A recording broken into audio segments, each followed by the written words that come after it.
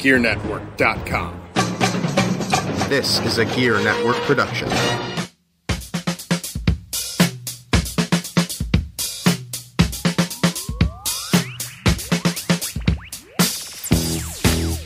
Coming to you live from Rochester, New York, this is the FTW Podcast with John Cimino and Brandon Gorell. And now, here's John.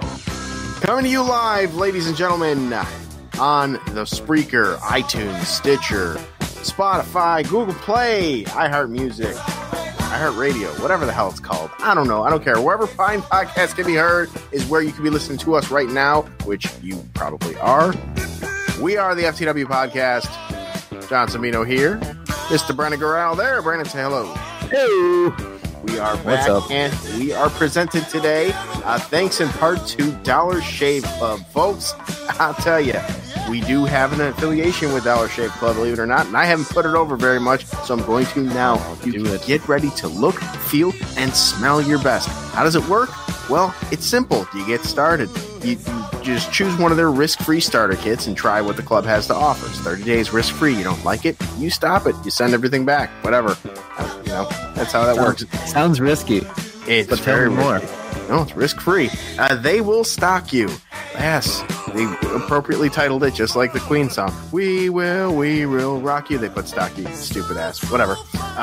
They'll keep delivering the things based on a schedule that you set. But you can also add and remove different bathroom products that they offer. The shave butter, the Hawaiian ginger gimmick, the hair pomade. I mean, everything. You can add, you can remove, you can update that as you will. You are not chained. There is no long-term commitment. You can cancel your membership at any time, and they come with a 100% money-back guarantee. It's Dollar Shave Club. You get to Dollar Shave Club by going to GearNetwork.com, and underneath the Support the Shows tab is right underneath the Amazon link. It says Dollar Shave Club right there. Click that. Gives us a little something when you do make your purchase, even if you do the trial. So definitely helps us out. And we thank you, Brandon. It sounds expensive. How much does it cost? It's a Dollar Shave Club, Brandon. Oh, right. Dollar Shave Club. Maybe not Dollar Tree Dollar, but Dollar Shave Club. Dollar bill, y'all. Either way. Dollar bill, y'all. All right, on today's show, ladies and gentlemen, Colin Kaepernick and the NFL have come to a settlement. What does that mean? And the AAF is here. When we last met on the podcast, the AAF was forthcoming, and we were all excited about it. Now we've had 2 weeks in. There's been some rumored financial troubles and, a bailout, so to speak, if you will. The thoughts about that heading into week 3. Also, Antonio Brown and Le'Veon Bell, Brandon, they gone. XFL has selected 2 coaches, one for Dallas, one for Washington. We'll talk about that and some other news and notes from around the league and whatever comes to mind. Plus, the future of this very podcast. That's right. Podcast programming announcement is going to come right at the end of the podcast today. I encourage you to listen into that, and we'll go from there. But anyways, let's start with the rundown, Brandon. Colin Kaepernick. The NFL. Oh, first of all, I'm sorry. I'm such an ass. I'm in a rush here, and I'm talking here for some reason. How the hell are you? I'm good. I'm watching the Celtics game, getting frustrated watching it. Giannis has become a new superstar of the league, and now gets every call. He's bigger than everybody out in the court, and yet when he starts throwing guys around and knocking guys over, the guys that get knocked over are thrown around. they're the ones that get the foul. So welcome to the NBA, Giannis. You've officially arrived. Very good. 2-point game. I mean, Boston's still balling with them. It's 87-85 with 3:40 left, but okay, I know. Well, it's a game. All right, pretty good. Well, all right, now let's get to the rundown here. So, again, stealing from the BLTD format because I am part of BLTD as well. The 3 big things we're gonna go through, and then from there we'll go to our goofy little infomercial gimmick that we do, and then the quick hits and whatever. So work with me here, people. It's first one back in a few weeks. Colin Kaepernick in the NFL. They Kaepernick filed an agreement. Oh my God, if I can talk here, I'll edit that part out. Colin Kaepernick filed a grievance against the NFL in October of 2017, alleging that the league's owners colluded to keep him off the field in response to his kneeling. The terms and the details of the settlement from Kaepernick and the NFL were not announced after a joint release by Kaepernick's attorney in the NFL. But the rumored numbers, Brandon, are between 60 and 80 million that Kaepernick's lawyer, that Kaepernick himself would receive. And then Colin Kaepernick's lawyer went ahead and said he would not be surprised to see either the Patriots or the Panthers sign him very soon. Now, regardless of whether or not he is signed to play for an NFL team, 60 to 80 million, that's a lot of money. That's a lot of money. Not going to have to work again. So now I've read two different perspectives on this. Mm-hmm. But the one that has really kind of irritated me a little bit that I wanted to bring to you, some of the pro Kaepernick supporters are calling him a sellout now. And I don't agree with that at all. So I guess the question that I have for you, Brandon, is do you see this as being a sellout thing? And what's next for Colin Kaepernick? I don't see it as a sellout thing. I see it as the NFL being basically saying, hey, this is looking really bad for us. This is not a good look for us.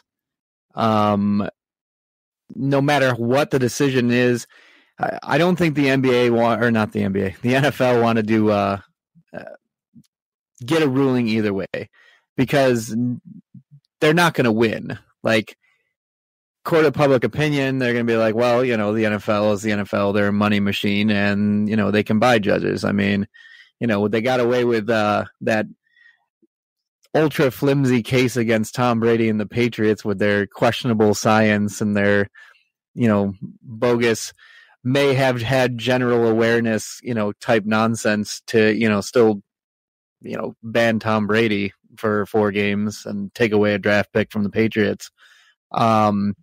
So, and they still look bad for it. There's a lot of people that didn't like it. A lot of people didn't agree with it, thought it was complete nonsense. But, this way they can settle it. They can agree to disagree. If the NFL handed out 60 to 80 million, that's butt wiping money for them. They print money, like I said. So it's a good move. I don't see it as a sellout move. That's a way for Kaepernick to move on. And it also opens the door for him to return. Because, what the hell happened?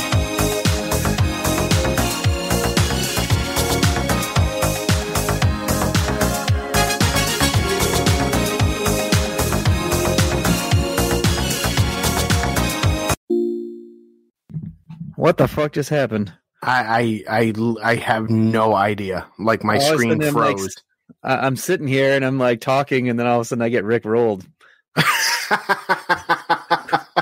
like, what the hell's going on? Technical issues. Oh man, I might just keep that in there then. apparently we're still recording. No, I right. typically what I do when we do the Uber conference thing, breaking down the walls, listeners. We're in studio A and B right now. But yeah, typically when I turn over the mic to you, I mute myself. So that way, when I scratch myself or burp or fart or whatever while you're talking, it's uninterrupted. And when I went to do that, my screen froze and then refreshed. Probably at the precise moment you heard the Rickroll. So, yeah. Anyways, you were saying. You were saying.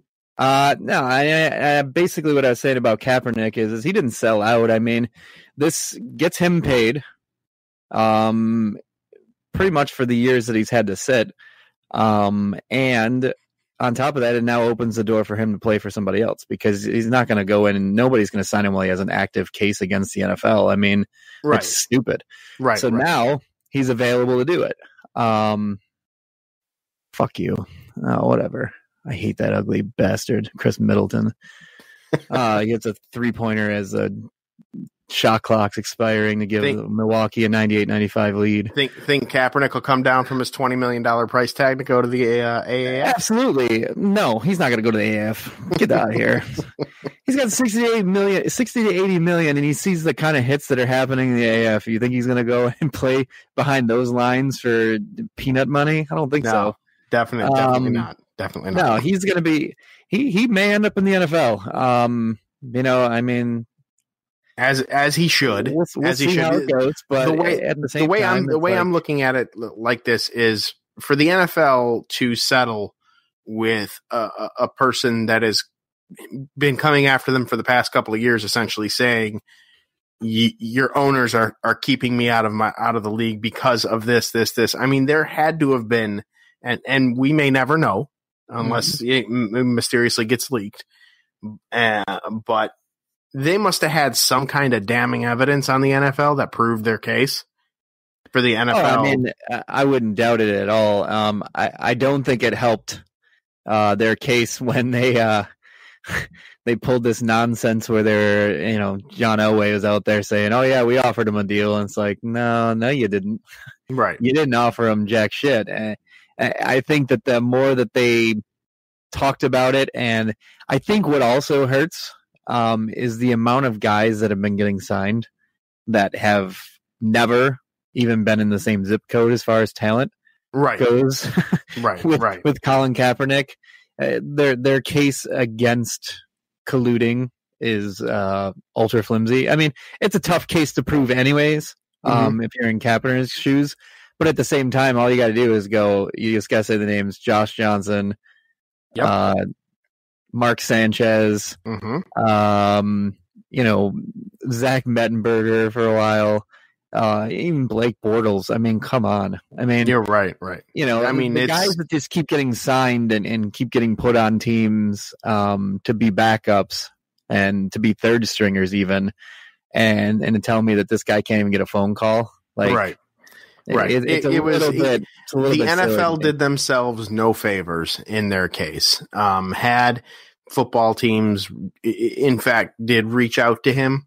In the case that like Seattle did, where they kicked the dirt off and then they were kind of like, well, whatever, but at least, if multiple teams did what Seattle did, I don't think it would have worked in the favor of Kaepernick, because it would have said like the NFL could have always said, well, hey, Seattle did, or New York did, or Washington did, or whatever, and they all agree that he doesn't have the talent or whatever. Like, that would have been a much harder case than what the NFL gave him. So, they kind of did it to themselves, and I'm hoping to see him on any team not named the New England Patriots, but right. Moving on. That's a good place he could end up going to.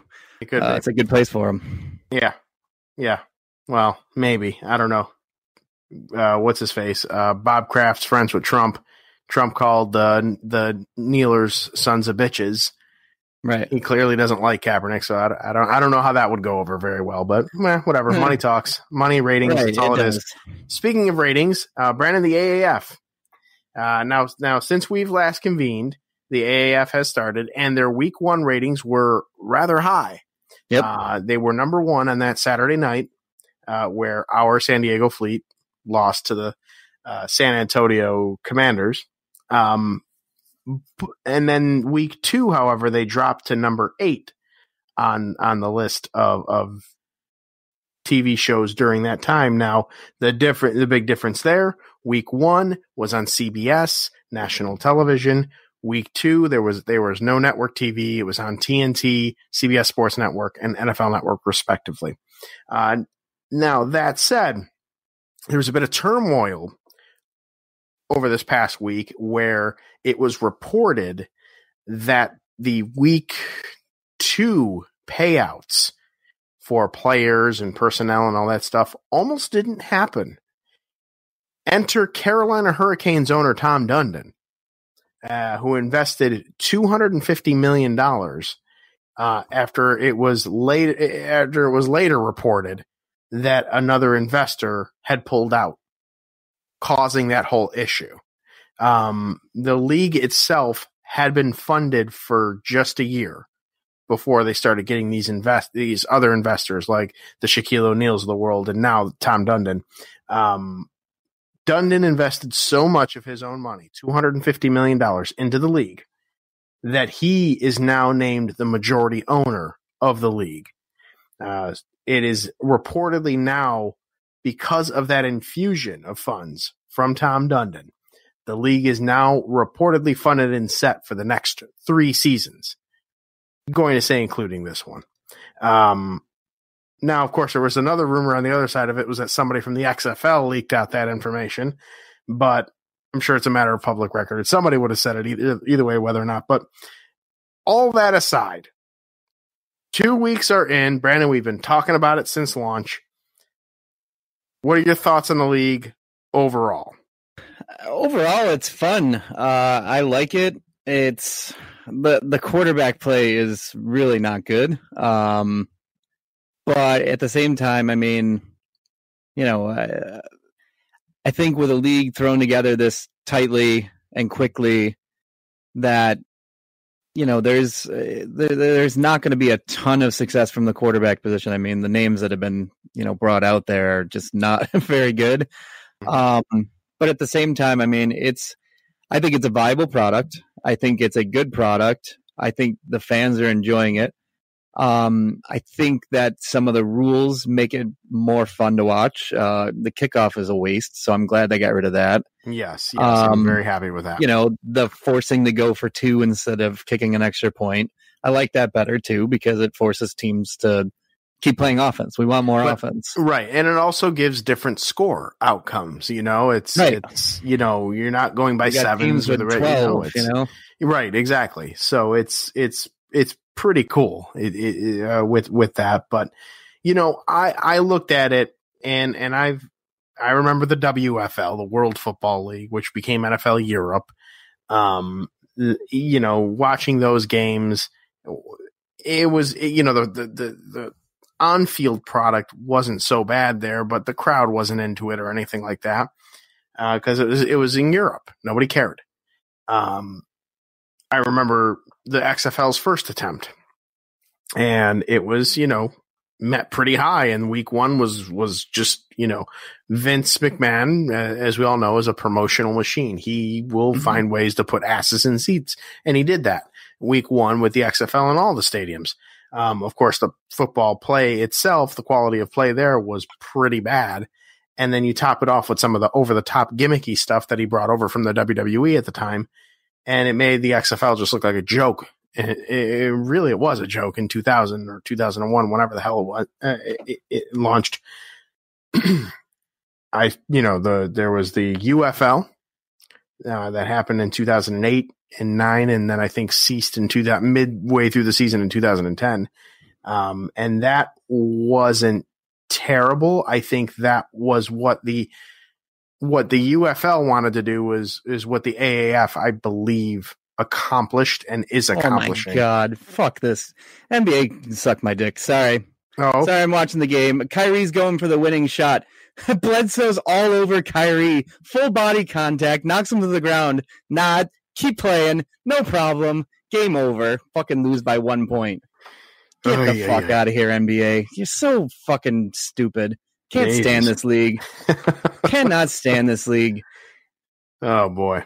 You've got to be bigger than everybody else in the league and be able to knock everyone on their ass. And then when you do, you get all the calls. But when you're a smaller guy and you're going in there at the most crucial fucking moment of the game, we're not gonna call that one. Sorry, Kyrie.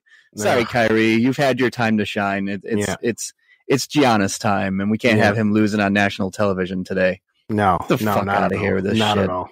But fucking bullshit. All right. Thanks for the NBA rant there. Yeah, sorry. Overall, AAF. This is everything program. I said it before. Yes, it is. Very much is. And we'll touch up on that a little more later on. Spoiler alert. Again, listen into that. My thoughts on the league overall, like I said, I was very high on it when I started noticing, I started following it a little bit more and seeing who was involved on the personnel side of it. The Bill Polians, Heinz Ward, you got, Troy Polamalu with player safety and, you've got Ebersol, and you got all these names that aren't well known. And I mean, Polian especially was what really did it for me, is because the guy knows his stuff, and he's he's a Pro Football Hall of Famer as a GM, but he knows his shit. He's very respected in the world of pro football. So Polian doesn't attach himself to things that typically fail. So that and once the AAF released that it was going to be, on TNT as well, and then the NFL Network deal, that was big for them, because no other competing football league, it's not really a competition, but no other alternative football league was on the NFL Network. I think maybe Arena Football might have been on, but that's in late spring, early summer, whatever. I like the play. I like the league. I don't like the crowds that I see in the smaller markets, like the Birminghams and everything. Yeah, the Birmingham one was pretty embarrassing. San Antonio had a great draw the first night. Second night too. San Diego, yeah. Well, didn't they play in Orlando the second night, or no? They played both of them in San Antonio. They played both of them in San Antonio. Oh, okay. Now they're coming to San Diego. Attendance. Mm-hmm. San Diego had Orlando 29 had good ones. 29,000, I think. No. San Diego had 27,000. San Antonio had 27,000 week 1, and they had 29,000 week 2. And then you look at Birmingham, whom doesn't have a very bad team at all. Yep. Comparatively speaking to some of the others. And if they had 3,000 people in the crowd, then I would be very surprised at that. So, hopefully cheap Alabama joke here. It is mating season. So all the cousins were busy. There we go. There you go, Brandon. Thank you. Once Roll Tide's over, it's mating season. Roll Tide, mating season, NASCAR. We ain't got time for no iron. Anyways, I like the AAF. Weekend. What's that? The Daytoner was that weekend. Oh, Daytoner. Go have some Daytoner and Scatty. Anyways, and then of course, the Alabamians, cousins, the males of that crowd there, their hormone monster comes out and they say, "Hey, what are you gonna do?" Anyways, it's close. Antonio Brown. I'm got very too tired. deep of a voice. You got too deep of a voice. I was doing it. I'm very, very tired. I can do all of it, baby. I can do all of it. But right now, I haven't done my throat rehearse anyways. Antonio Brown and Le'Veon Bell, Brandon, they are no longer Steelers. More Le'Veon Bell officially than Antonio Brown, but Antonio Brown's going to get traded somewhere. AB met with the Rooney family. All went well, and it was mutually agreed upon that a trade was best for both sides.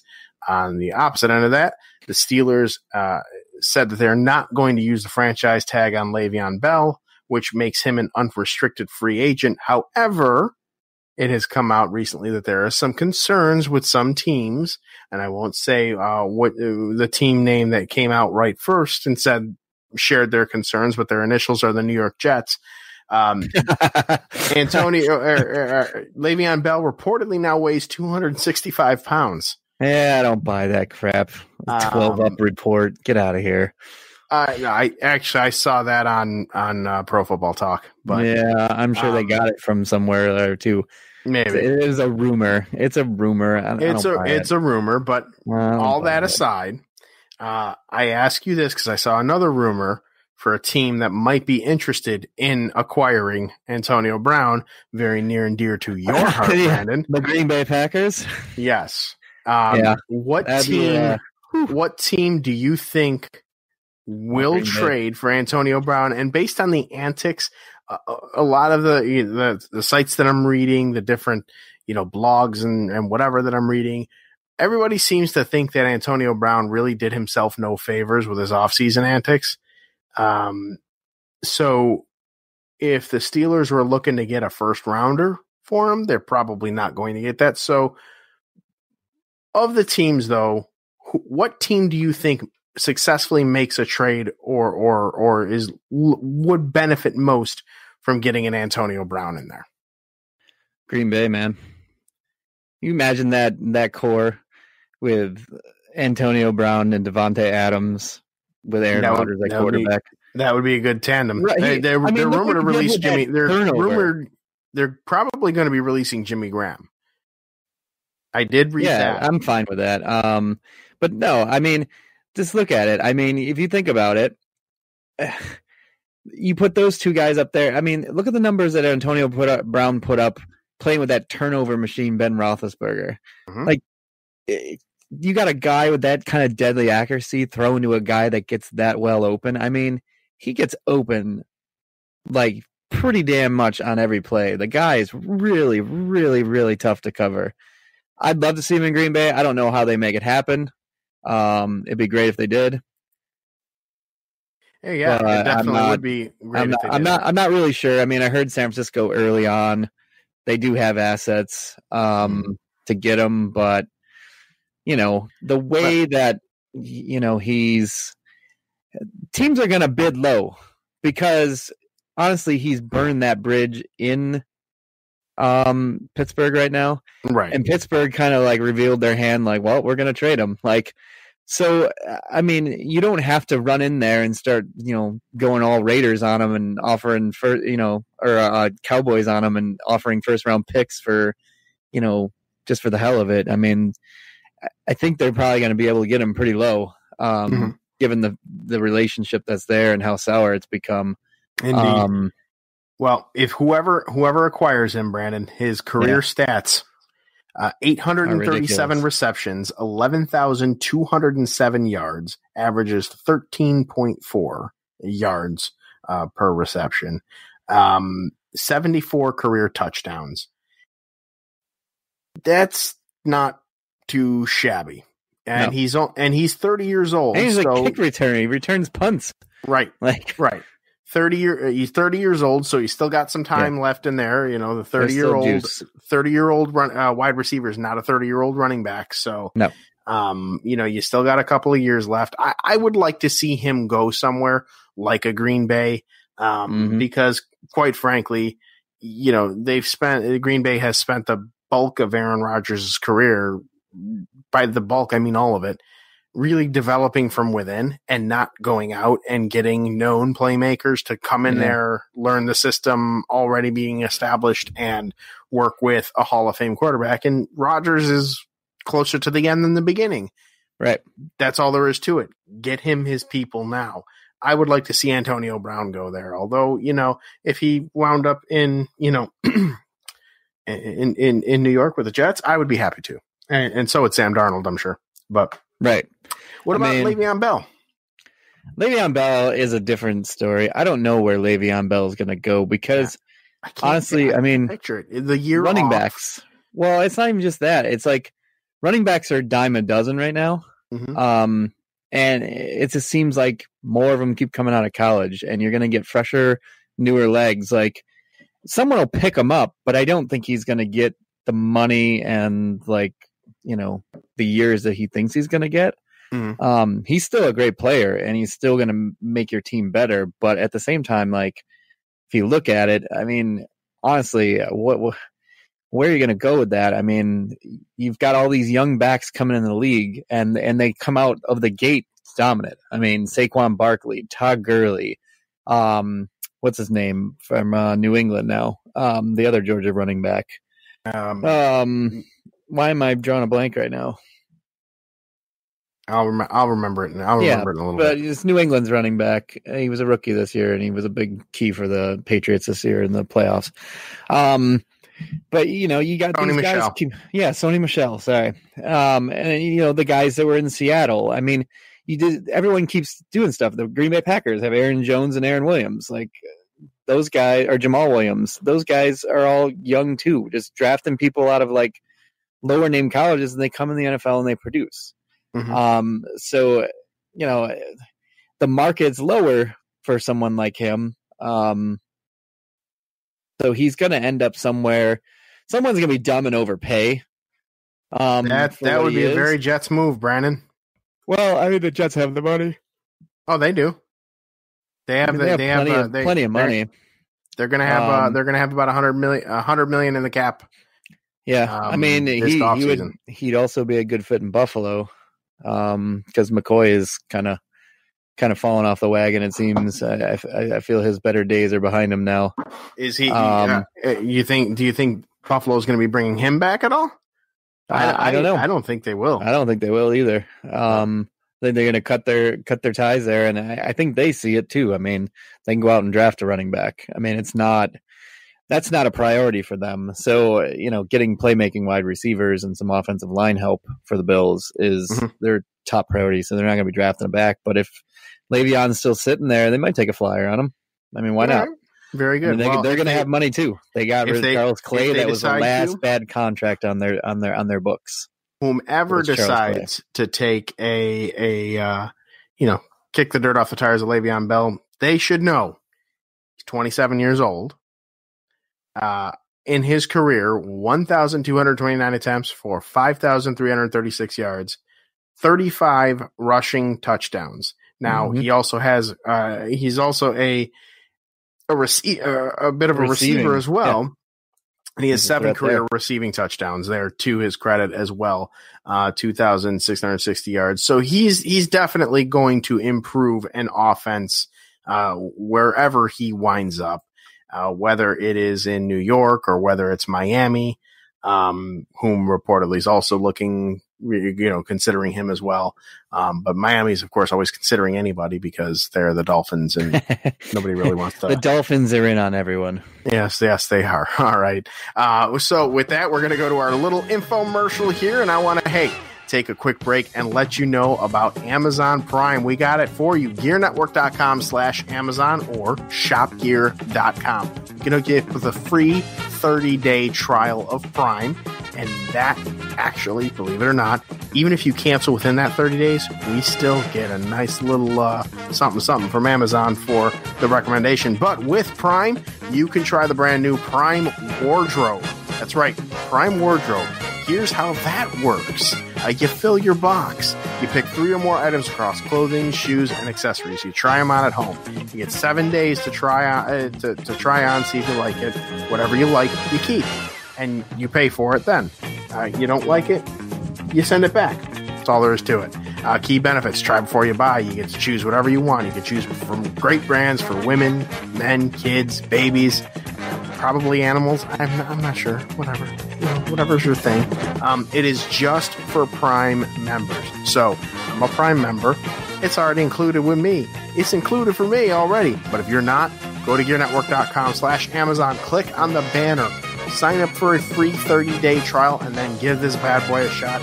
You're going to love it. I guarantee it. All right, Brandon, shall we hit them up with the quick hits? Do it.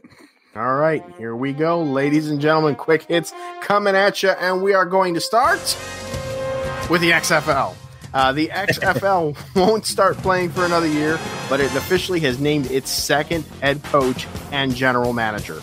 Pep Hamilton was introduced today as the head coach and GM of the unnamed Washington franchise. He joins Dallas coach and GM Bob Stoops as the first 2 XFL coaches and GMs. For those of you that aren't familiar, coaches and GMs are going to carry this, are essentially one and the same in the XFL. Hamilton has been on the staff of the Browns, Colts, Bears, 49ers, Jets, as well as Michigan, Stanford, and Howard University. This, however, is his first head coaching job. The XFL plans to name Seattle's coach on Monday, likely your boy, Brandon, Jim Zorn, and the coaches for all remaining teams, LA, New York, St. Louis, Tampa, and Houston by the end of March. Thoughts on the XFL, Brandon? Are they doing it right this time? I don't give a shit. I'm not going to watch that horse crap. I can give 2 fucks about that. I'll watch out of curiosity, but yeah, I'm sure you will. I do not have a team, and I'm not going to be going all fleety on them. So, no. Anyways, the Raiders, Brandon, they may be in Oakland for 2 more years, apparently. At a time when it appeared the Raiders may be leaving Oakland immediately, they actually may be staying for 2 more years, according to Phil Mattier, I believe I said his name incorrectly, of the San Francisco Chronicle. The Raiders in Oakland are close to a deal that would keep the team in the Coliseum for 2019 and possibly for 2020. an unnamed source told him, quote, all of the major issues, ... have been resolved. End quote. The Raiders would pay $7.5 million in 2019 with an option to stay in 2020 at $10.5 million in the event that the new stadium in Las Vegas is not ready. In December, the Raiders walked away from a $7.5 million offer for 2019 after Oakland sued the Raiders and the NFL for antitrust issues related to the team's looming relocation to Nevada. Brandon, Marshawn Lynch playing those 2 years?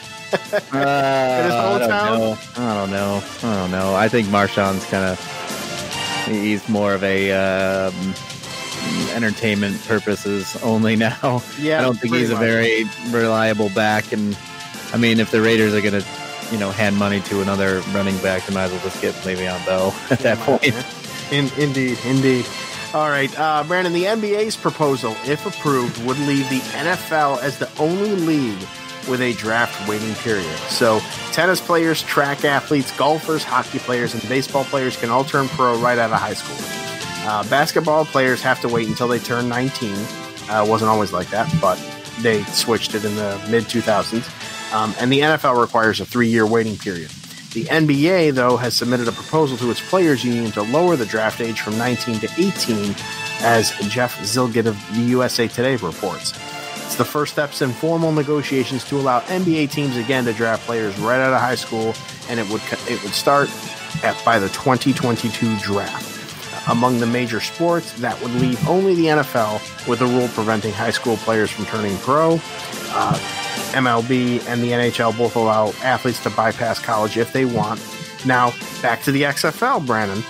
They said that when it begins playing in 2020, Commissioner Oliver Luck, Andrew Luck's father, for those of you who don't know, has said on multiple occasions that he wouldn't rule out allowing players to join his league before they have spent 3 years in college. That could allow a player like Clemson quarterback Trevor Lawrence an option to get paid before the NFL would allow him to get paid. Lawrence could not play in the NFL until at least 2021 by the way that the current rule goes.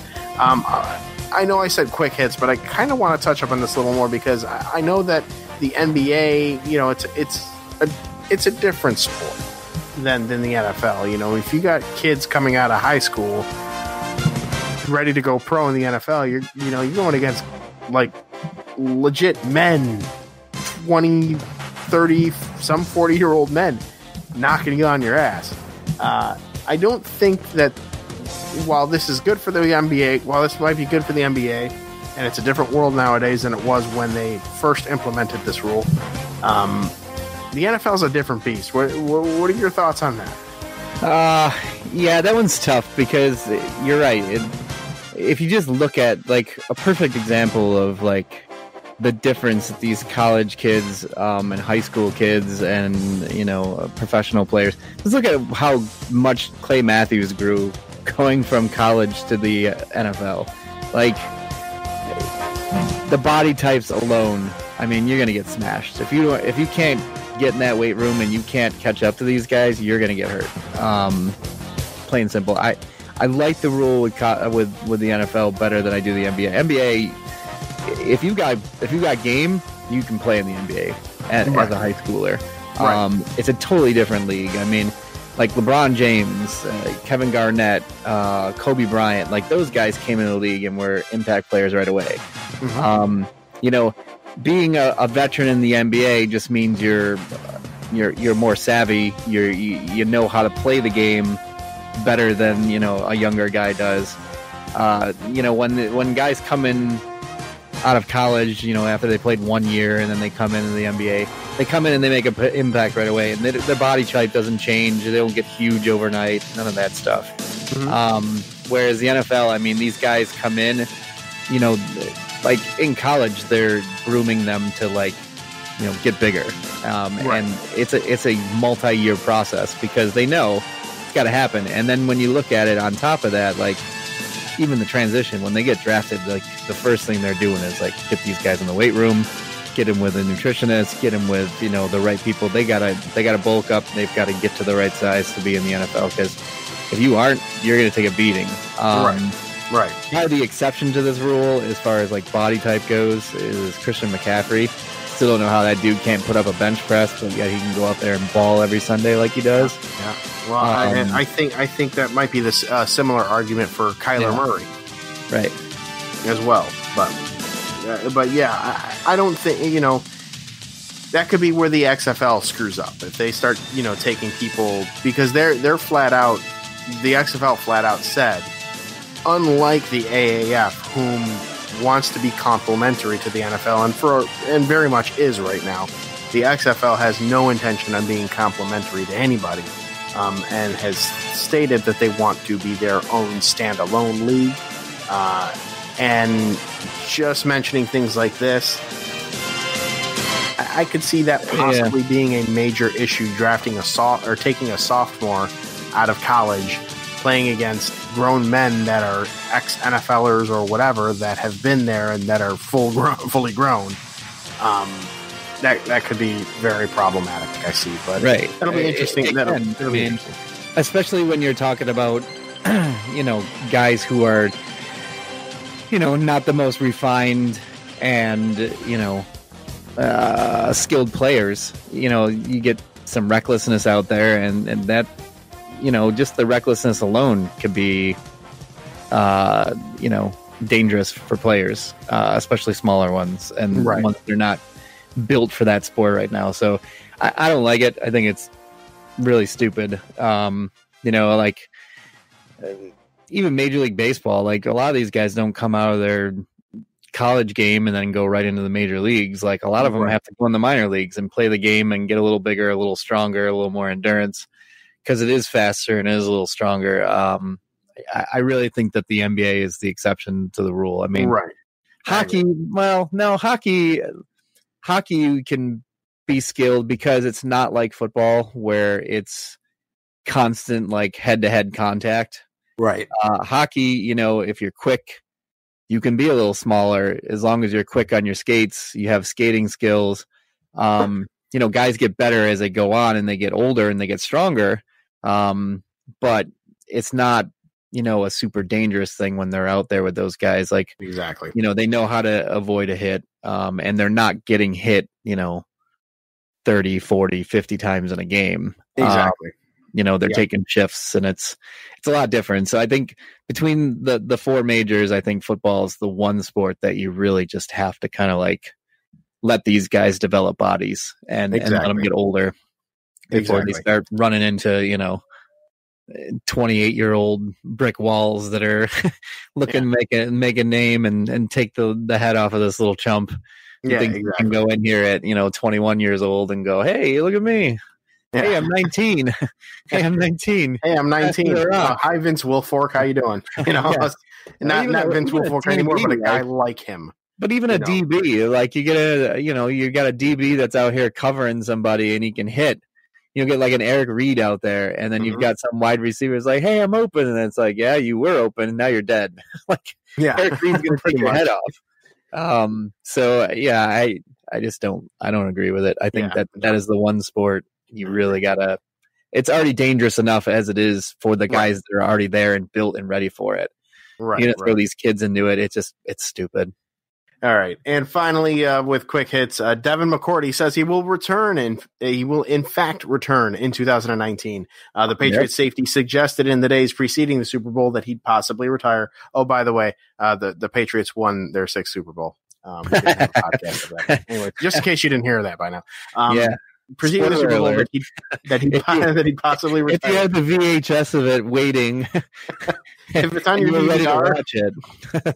If it's on your DVR, I apologize. You can delete it. It wasn't a great game. Quoting McCourty, I'm going to play. He told the Sports Spectrum podcast on Thursday. Also saying that he wants another Super Bowl. Rob Gronkowski. Yeah, that's what I've been hearing too. That's stupid. So, I don't know. That one's going to be interesting to see. But, I feel he's very much at the end and not at the beginning. So that one will be interesting, but good for Devin McCourty. We'll see. I mean, if he was healthy, he wouldn't be at the end. But he's got some really bad back issues, and that's that big a guy and who gets hit that often. It's really hard to make an argument to say, hey, yeah, just keep playing. Exactly. All right, so that's going to do it for quick hits. And Brandon, now we go to what we were teasing a little earlier on as far as the show's featured. Now, this episode here that we are broadcasting is in fact our 90th edition of the Football Talk Weekly, or FTW podcast. Not just Football Talk Weekly. We've had 3 or 4 different names for this friggin' program. And starting with episode 91, we will no longer be the FTW podcast anymore. And the reason for that is, trying to constantly stay fresh and do things a little differently in the podcast world. I tried to do something with, the JC Money Show. It didn't really work out the way that I wanted it to, with, kind of replacing Get Ready America was without the annoying second person that was there. That didn't really work out. We've got something with this and have had something with this podcast, that has touched on so many other things besides just football, like your at the core. Yes, we are a sports show and we like to bullshit about football and whatever. But going on rants about the NBA or the NHL or, quite frankly, life. We've told some life stories. We've told some life stories on here. And some of the criticism that I've received over the years has been, I thought this was just a football show. Like, what are you guys doing talking about NHL, or what are you guys doing talking about this or whatever? And it's like, well, you don't like it. Tune in next week. Maybe you'll like that one. I don't know. But the bottom line, with the brand FTW, it was the acronym for Football Talk Weekly, trying to keep it somewhat similar. But basically, if we do a podcast and we don't talk a whole lot about football, I don't want the title to be deceiving anymore. So with that, we invite you to listen in to the new podcast, appropriately titled Listen In, starting with episode 91. And basically my vision for Listen In is the same style as Get Up. If you watch Get Up on ESPN every morning, with Mike Greenberg and whomever the hell he has on there, Jalen Rose or whatever. They are a sports show, but they also go wherever the hell they want to go with it. And I like that format. And I think you and I have that unique personality, and the chemistry that we can sustain the podcast, keep it entertaining, stick to topics, but also just fucking go nuts if we want to. You know what I mean? Listen In is more variety, I feel, than FTW is. And that's the direction that I want to take this podcast in. So, I think it's a good move. Honestly, I think it's a great move. And that also means that a lot of other things that I was, saving for the JC Money Show and never doing will end up making their way here. Thus making this officially the flagship podcast of the network. So any interviews that I might have with, some of my friends from, the Rochester Red Wings, or wrestlers that want to talk sports, or porn stars, or who? Porn stars. Yeah. I don't know very many of them, personally, just on my phone's private browser, but yeah, sure. But any, that type of stuff will begin to be mixed in with here as well. And we're really going to work to, keep that variety thing going and keep it entertaining and not just limit ourselves, God damn it, Brandon, to one thing. So, hey, I'm good with that. I mean, everything else is variety, right? Well, that's you don't go to the grocery store to get one thing, right? You always end up leaving with a few things. We're going to be like the target of podcasts. Exactly. There we go. You took the words right out of my mouth. The target of podcasts. You go in for a picture frame, and you're like, "Hey, I'm going to listen to a thing about picture frames," and then you get everything.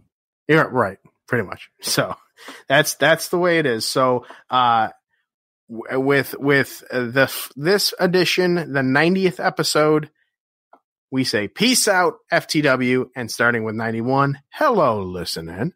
All right. Yeah. F you, FTW. You were a shitty podcast. No one liked you. Yeah.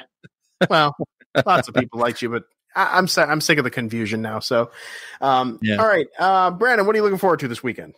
Oh, you know what I'm looking forward to, my man. I am heading to Philadelphia tomorrow. That shithole. And bringing my Pens gear with me.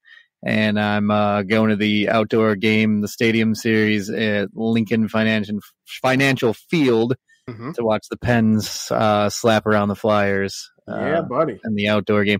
Although, hopefully I'll be watching that game. Forecast is kind of iffy right now. It's supposed to be 44 degrees, which is awesome for me. Also not bad for the ice, but there's also a chance of some pretty steady rain. And rain is not good for the ice, which I saw that Pittsburgh game where it was like 52 degrees and raining, and it was just not a good thing. So my hope is that the rain holds off. It's pushed back further and further as we've gotten closer to it. So it may hold off enough to get the game in, but if not, they might have to schedule till Sunday, and they're just going to have to give me a fucking refund because I'm not staying Sunday. Yeah. It's already an expensive enough trip, and I got things to do. And, I'm not going to an 8:00 game on a Sunday and have to work on Monday, driving home 6.5 hours from Philadelphia. Yeah. That's sitting outside all day. And that's no good. That's no good. So we got to hope for the weather gods to be kind to us and, hold that rain off until like 11 o'clock Eastern time, and then get a game in. Very good. What about you? What are you doing this weekend? For me, ESW makes its debut in Rochester.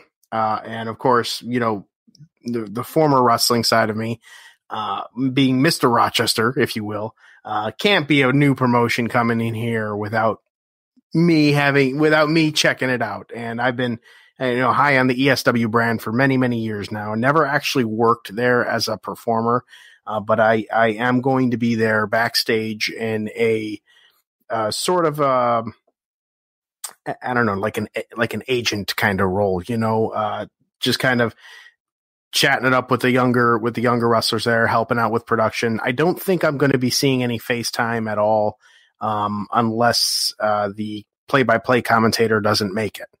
Then I'll be reportedly I'm next in line for that. But either way, I'll be there Saturday evening. But aside from that, and surrounding that event, I'm going to be picking up a lot of drunk people, and dropping them off, and as you so appropriately put it, stacking that paper. So that is on the horizon for this guy this weekend, ESW and work. So I live a very, very boring life now as I'm approaching my 40s, ladies and gentlemen. But in any event, that's going to do it for us here on the final edition of the FTW podcast. And thanks again for listening and supporting through all of the past now 90 episodes. And as we go for the countdown to 100, we invite you to listen in. See that? That's a great catchphrase, Brandon. It really is. But so anyways, thanks again for supporting all of our sponsors on GearNetwork.com, ShopGear.com, Dollar Shave Club. Hit that up. We talked about that earlier on, and yeah, that's really it. So Brandon, my man, let's do this again next week. Yeah, let's do a little less football talk next week. We'll do well. I'm gonna want AAF to talk about a little bit. I'm gonna want to hear about your experience there in Philadelphia. So, oh yeah, absolutely. I'm already carving out the that's going to be one of the three big things. We'll talk about that, but we'll go there. But anyways, good day to you, sir. Good day to you as well. So long, everybody. Good night now. Flava Flav. See us out. Goddamn, my voice sucks tonight. Yeah, boy!